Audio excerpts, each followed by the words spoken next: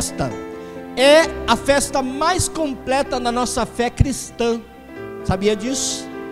Esse culto, ele é muito especial. A igreja já sabe o que eu penso a respeito do culto de Santa Ceia. Eu não quero ser prolixo.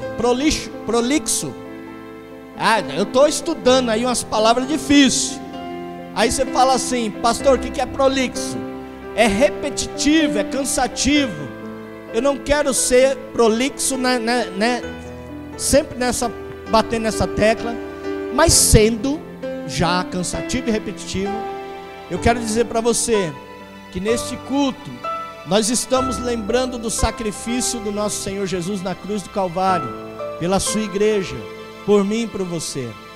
Neste culto nós estamos celebrando a morte de Jesus na cruz do Calvário, mas também estamos celebrando, porque depois que ele morreu ao terceiro dia, Jesus ressuscitou, glória a Deus, e ele está vivo. Jesus está vivo, e nós hoje celebramos cantando, declarando através de canção, porque ele vive, eu posso crer no amanhã, glória a Deus. E você não tem motivo para ficar calado, você tem motivo de sobra para glorificar e exaltar o nome dele, em nome de Jesus, aleluia. Neste culto nós celebramos também a formação da igreja, a instituição da igreja, a existência da igreja, que também é uma igreja que está de passagem por este mundo. Não é o nosso lugar, a nossa morada não é aqui, nós estamos de passagem, porque um dia o Senhor, como ele disse na sua palavra, ele vai vir, vai voltar, vai buscar a sua igreja, a igreja lavada e remida no sangue do Cordeiro. Eu e você vamos morar com ele nas mansões celestiais, e é por isso que nós estamos aqui hoje, reafirmando a nossa aliança através da Santa Ceia, que nós temos com o nosso noivo Jesus. Eu posso ouvir aí um amém, um glória a Deus? Abra a sua Bíblia, 1 Coríntios capítulo 11, versículo 23 em diante. Vamos ler 3 versículos, 23 ao 26. 1 Coríntios 11, 23 ao 26. Queridos, eu estava essa semana estudando, com o intuito de trazer uma palavra nesta noite, talvez até uma palavra em cima do tema, gerando milagres. Mas eu confesso aos irmãos, que Deus ele colocou no meu coração o seguinte: nesta noite nós vamos meditar um pouquinho sobre a Santa Ceia do Senhor, tirar algumas dúvidas, fazer uma breve reflexão, e depois nós queremos voltar a celebrar, porque hoje é um dia,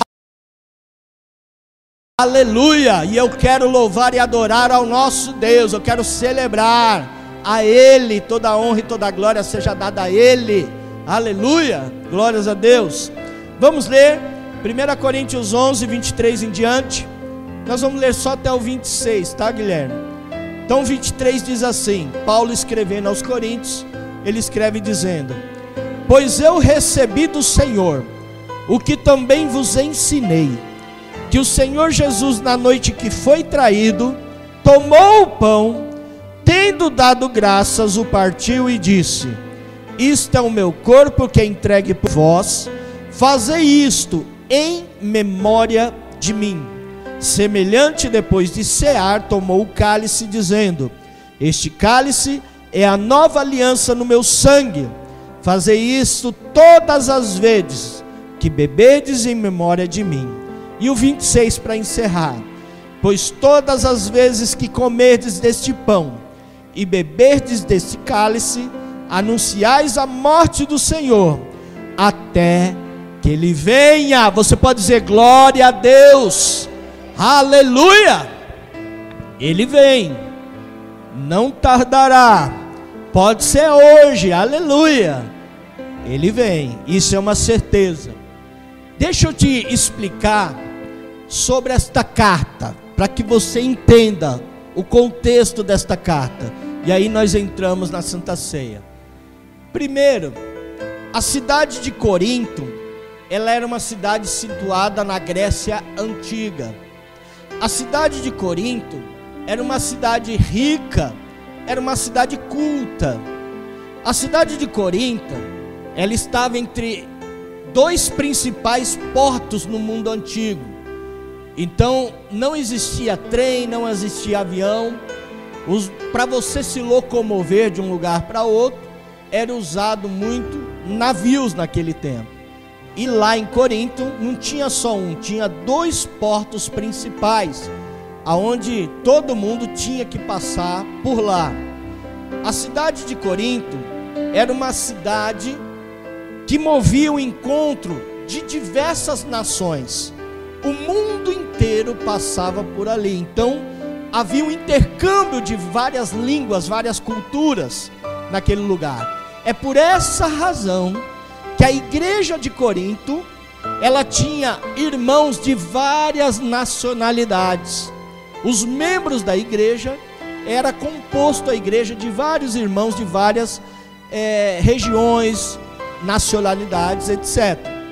Mas também, por um lado ruim, a igreja de Corinto era uma cidade corrompida, porque o nome Corinto, irmãos, significa corrupto. Você sabia disso? E aí, na cidade de Corinto existiam alguns templos pagões, de deuses pagões. Por exemplo, Diana, a deusa dos Efésios; Eros, o deus do erotismo; Dionísio, o deus da cachaça, do vinho, da bebida, né? Principalmente do vinho, mas o deus da bebedeira. Ali estava também em Corinto esses templos. Então nós podemos afirmar que os corintianos deram muito trabalho. Aleluia. Aí o Fábio torce o nariz assim, fala: não, pastor, brincadeira. Corinto era um ponto de encontro de filósofos, de sábios do mundo antigo. É por essa razão que quando nós começamos a ler a carta aos Coríntios, nesse capítulo 1, né, nós estamos lendo no 11, mas quando você começa a ler o capítulo 1 da carta de 1 Coríntios, nós vemos que Paulo, ele faz um paralelo, ele começa explicando um paralelo sobre a sabedoria humana e a sabedoria de Deus. Paulo, ele começa a comparar, mostrando para o povo que a sabedoria, a loucura, a sabedoria de Deus é loucura diante dos homens. E Paulo, ele está tentando aqui mostrar para o homem que o homem sem Deus, ele não é nada. Aleluia. E esta é uma verdade. Deus sem eu e sem você, ele continua sendo Deus. E nós sem Deus, quem somos? Nada. Ele é tudo em nossa vida. Você pode dizer um glória a Deus? E nesse cenário que eu disse de Corinto, para você que entendeu a história da cidade, Paulo escreve esta primeira carta aos Coríntios, porque tem duas, a primeira e a segunda. A primeira carta foi o intuito de instruir, de educar, de orientar, de doutrinar os irmãos como devem ou não andar em certos assuntos, como eles devem proceder em alguns assuntos. Por exemplo, Paulo começa na sua carta explicando sobre a responsabilidade dos pregadores, a responsabilidade de cada irmão. Depois ele vai e fala sobre os apóstolos de Cristo. Ele ministra sobre eles, dizendo seus direitos e seus deveres. Paulo continua explicando sobre a imoralidade sexual. No capítulo 7 de 1 Coríntios, Paulo instrui sobre o casamento. No capítulo 12 ele instrui sobre os dons espirituais. No capítulo 13 ele fala sobre a suprema excelência do amor, que o amor tudo pode, tudo crê, tudo suporta. No capítulo 15, Paulo nos instrui sobre a ressurreição de Cristo. Mas nós não estamos no capítulo 15, nós lemos o capítulo 11. E o que diz, pastor, o capítulo 11? Paulo começa instruindo sobre o uso do véu, como devemos usar, para quê, por quê. E a partir partir do versículo 17 de 1 Coríntios 11, ele começa a explicar, a doutrinar sobre a Santa Ceia do Senhor. E Paulo começa repreendendo o povo em Corinto. Por que pastor Paulo puxa a orelha e começa a repreender? Porque o povo de Corinto estava bagunçando o culto de Santa Ceia do Senhor. Você sabia disso? Porque o que acontecia? As pessoas iam para um culto de Santa Ceia com o intuito de encher barriga, de comer bastante, beber bastante. É pecado de glutonaria e de bebedice. O povo deixava de almoçar, jantar para ir na igreja, no culto de Santa Ceia, para forrar a barriga. E Paulo repreende. Vocês sabiam que lá em Corinto, nessa época, havia um local chamado vomitódromo, onde as pessoas comiam, iam para esse vomitódromo, enfiavam o dedo na goela, vomitava, voltava para comer mais, para você ver como que estava perdendo o foco, o sentido, o propósito do culto. Aí você fala, pastor, isso é verdade, está na Bíblia? Tá, Guilherme vai projetar, por favor. 1 Coríntios 11, primeiro versículo 21 e 22. Porque quando comeis, cada um toma antes de outro a sua própria ceia, e assim um fica com fome e outro se embriaga. Não tendes porventura casas onde comer e beber? Ou desprezais a igreja de Deus e envergonhais os que nada têm? Que vos direi, louvar-vos-ei nisto? Não vos louvo. Olha o versículo 33 e 34. 33 começa dizendo assim, vamos lá, é o mesmo capítulo, é só o 33, 1 Coríntios 11, 33. Portanto, meus irmãos, quando vos ajuntais para comer, esperais uns pelos outros. Se alguém tiver fome, come em casa, a fim de que não vos reunais para condenação vossa, e as demais coisas eu as ordenei quando eu for. Você vê que há base bíblica do que eu estou dizendo. Havia uma bagunça generalizada no meio do povo, havia uma falta de respeito, uma falta de ética, uma falta de postura. Eu me lembro que quando começamos a Visão Celular, nós ainda buscamos conhecer alguns outros encontros. Eu não sei se você sabe, mas dentro da Visão Celular tem pelo menos 16 encontros. Desses 16 a gente faz só 4, mas existem outros encontros. Me lembro que uma vez a igreja foi para o encontro de santidade em Osasco. A Catiane foi, eu não sei se ela vai se lembrar. Era um encontro chamado Encontro de Santidade. E naquele encontro, na entrada eles deram um lanche para cada um com um copo de suco. E alguns irmãos espertinhos repetiram. Vamos ver? Amém. São Roque. Eu falei tudo errado, mas ela me corrigiu. Obrigado, meu amor. É o Mover Celular em São Roque. E aí, quando todo mundo comeu e os últimos ficaram sem. E eles falaram, nós fizemos isso propositalmente. Era um teste. Porque todo mundo ia comer se todo mundo tivesse, postura, tivesse educação, todo mundo, ninguém ia faltar. Eu me lembro uma vez numa célula que nós fizemos, e depois que terminou, nós estávamos em 4, 5 pessoas. Terminou a célula, nós pedimos esfirras, e nós falamos, 5 para cada um dá. Pedimos 5 esfirras para cada um. Terminou a célula, eu fui bater papo com uma pessoa queria um discipulado, queria um momento de bater papo extra célula. Ele queria desabafar um pouquinho, e eu ministrei um pouquinho na vida dele, e os irmãos ficaram ali na comunhão, comendo. Quando nós terminamos, nós fomos comer, não tinha mais nada, porque o pessoal já tinha comido. Aí nós olhamos e falamos, legal vocês, Os irmãos tinham para todo mundo, mas os irmãos tomaram essa atitude. E aqui Paulo está repreendendo os irmãos, porque eles também tiveram essa atitude, não pensando no próximo. E Paulo começa o livro, começa esta exortação. Ele no versículo 23 ele diz: eu recebi do Senhor para vos ensinar. Então não é uma coisa da cabeça ou do coração de Paulo, veio diretamente dos céus a ele, aleluia. O próprio Deus entregou ao apóstolo Paulo para que ele transmitisse ao povo. E é isso que eu estou falando para vocês nesta noite. Nós não estamos reunidos por causa de uma metodologia humana, não, é propósito divino isso daqui.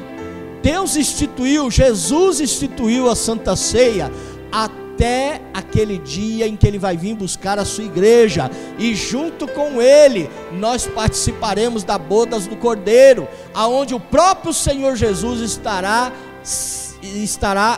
servindo nós, a igreja, na Santa Ceia. Eu posso ouvir um amém seu?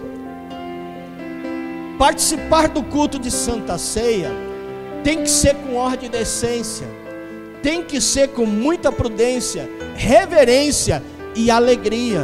É o que nós estamos nesta noite promovendo. Através dos louvores nós estamos alegres, celebrando ao nosso Deus vivo, aleluia. Não pode ser encarada de uma forma superficial. Como, pastor? Se der eu vou, se não der eu não vou. Você sabe como é que é, né? O pastor entende, entendo não. Eu não entendo não. Eu aceito, eu não falo nada para a gente continuar amigo. Mas esse culto, vocês já sabem o que eu penso. Esse culto é o principal culto. Para mim faltar num culto de Santa Ceia, tem que ser algo muito forte para mim não ter vindo. Porque ele é o principal culto do mês. É aonde eu e você, igreja, nós estamos falando para o Senhor Jesus, falando: Senhor, a nossa aliança está de pé, aleluia. A minha aliança contigo, meu Jesus, é irrevogável. Desviar, voltar para o mundo, não é opção para mim. Eu tenho uma aliança com o Senhor, aleluia. Glórias a Deus. E aí a gente recebe muitos atestados. Há aqueles irmãos que falam: pastor, dormi demais, perdi o horário. Aí você fala: meu Deus, hoje tem um celular que avisa, né? Acorda. Pastor, eu estava cansado. Aí dá vontade de falar: mas se você for para o seu patrão amanhã e falar assim: não vim trabalhar porque eu estava cansado, você não faz isso, né? Tem aqueles irmãos sinceros que falam assim: pastor, meu time do coração vai jogar hoje, é final de campeonato, eu não vou. Tem aqueles irmãos sinceros, né? Ou aqueles que falam assim: pastor, eu não fui hoje porque eu estou triste, briguei com meu cônjuge, né?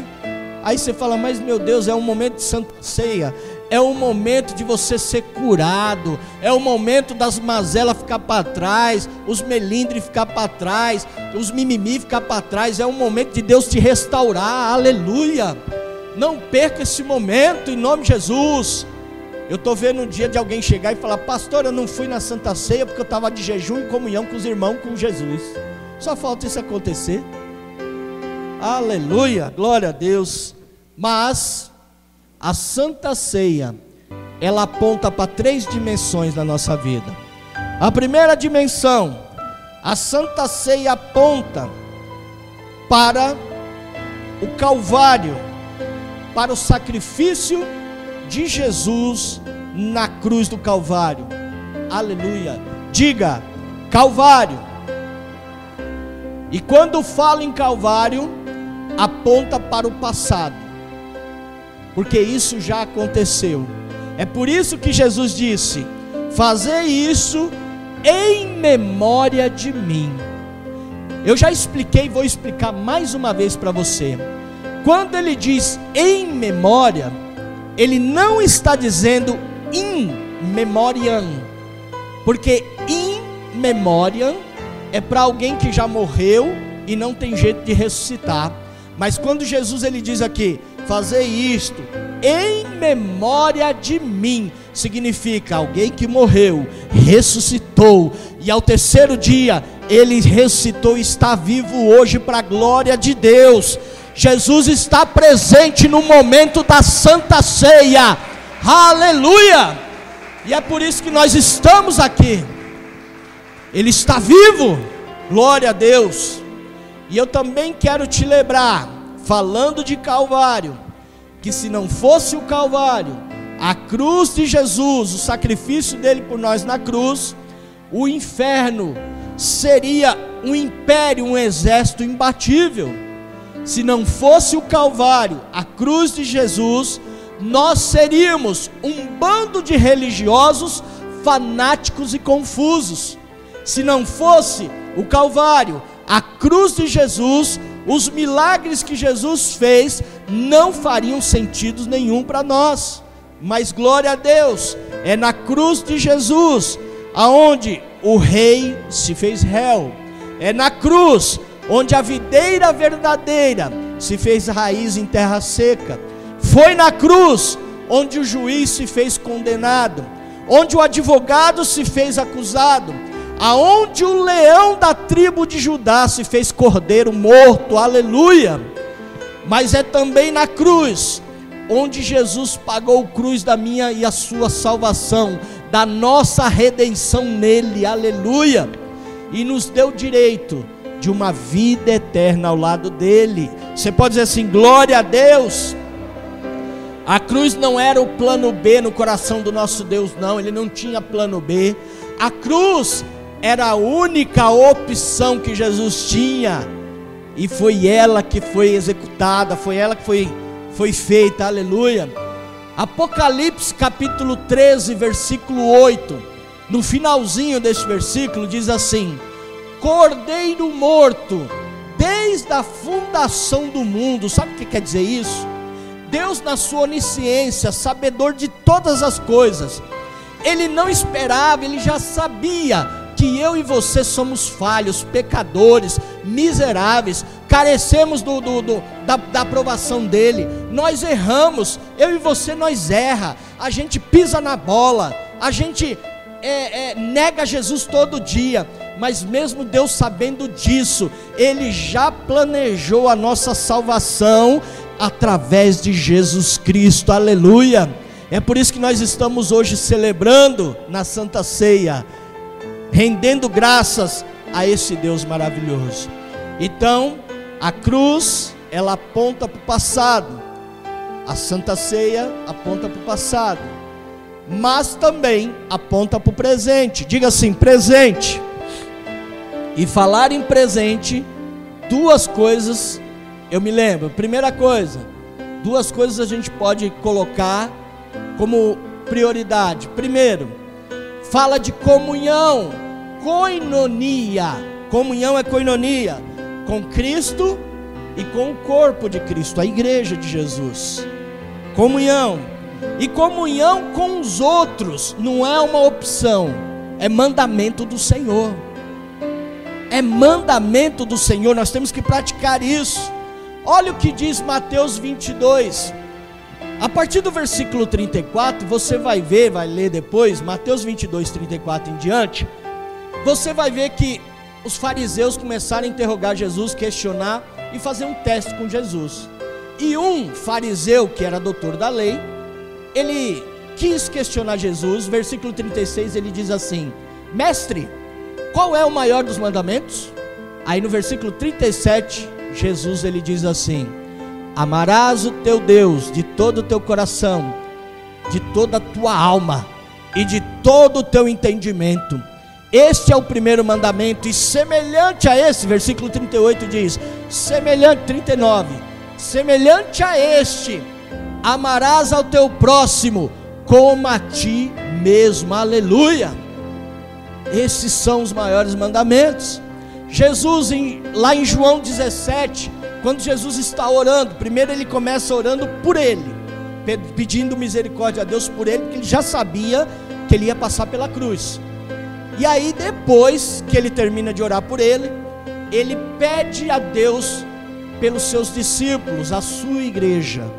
E ele diz assim: que eles sejam um, Senhor, como eu e o Senhor, nós somos um. Que a nossa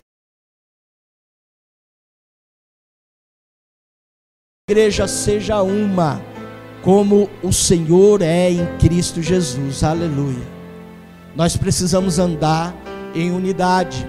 O segredo do sucesso da igreja primitiva, que é um modelo para nós, o sucesso está lá em Atos 2:42, quando você lê: perseveravam na doutrina dos apóstolos, na comunhão, nas orações e no partir do pão.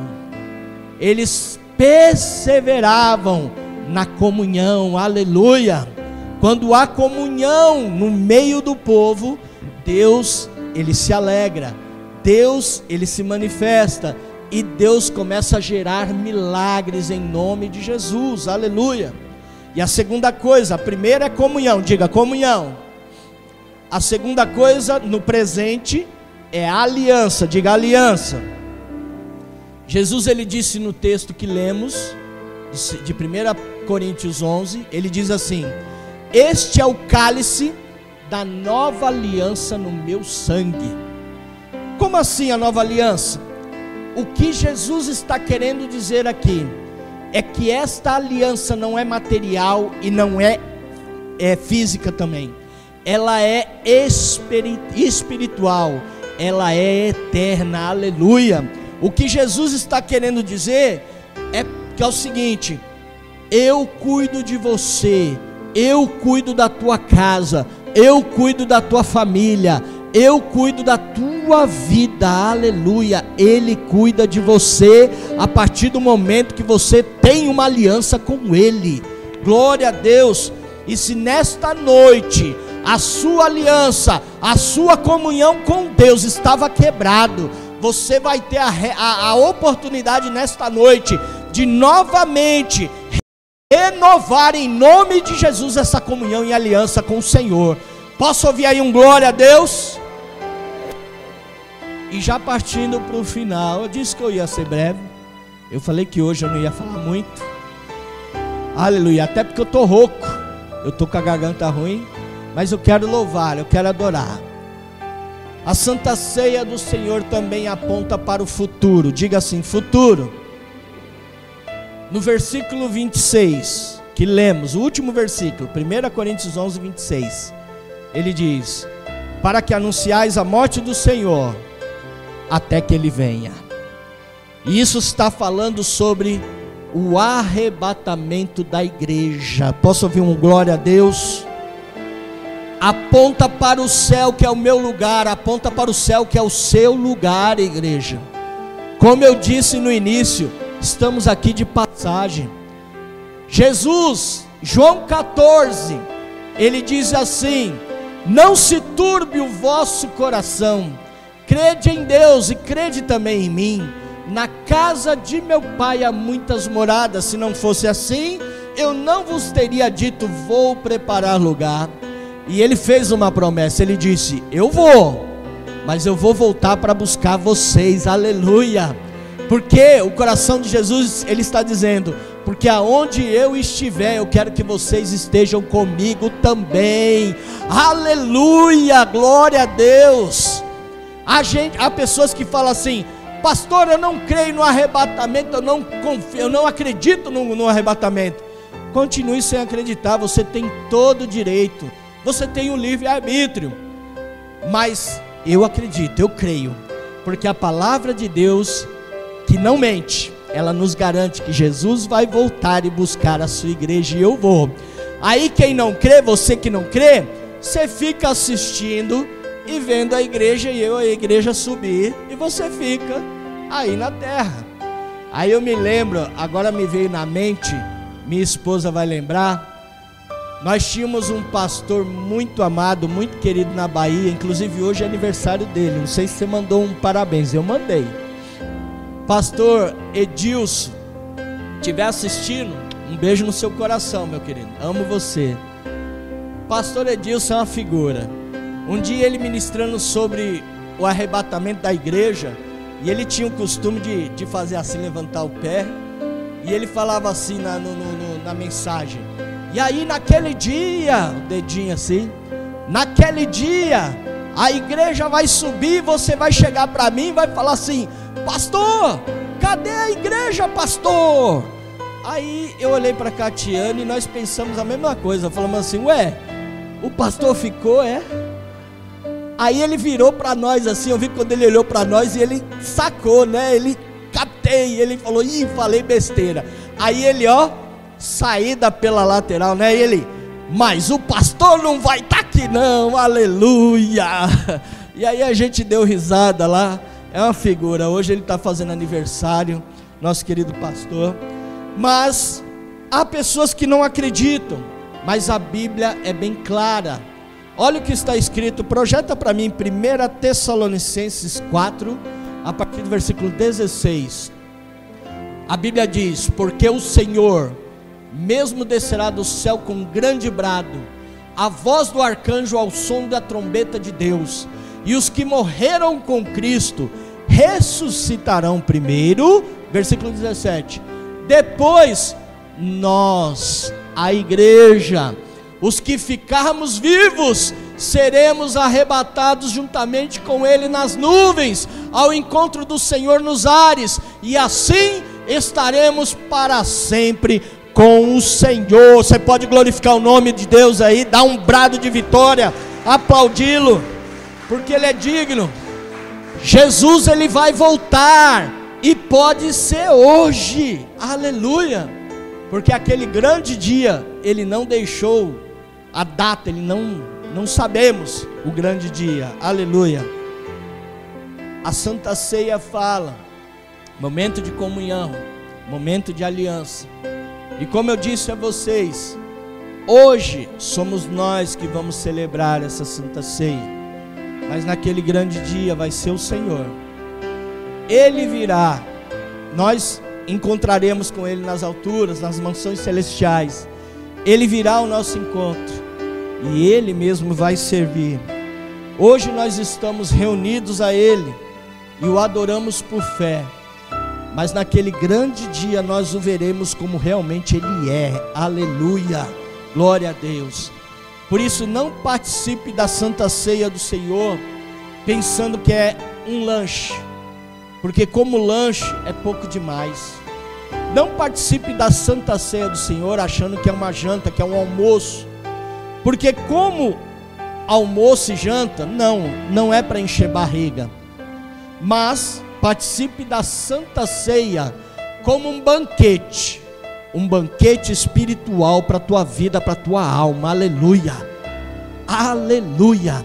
Fica de pé em nome de Jesus. Eu lamento demais por aqueles irmãos que nesta noite não estão aqui, mas eu louvo a Deus pela vida de cada um de vocês que vieram. Oh glória, o louvor vem cá em nome de Jesus.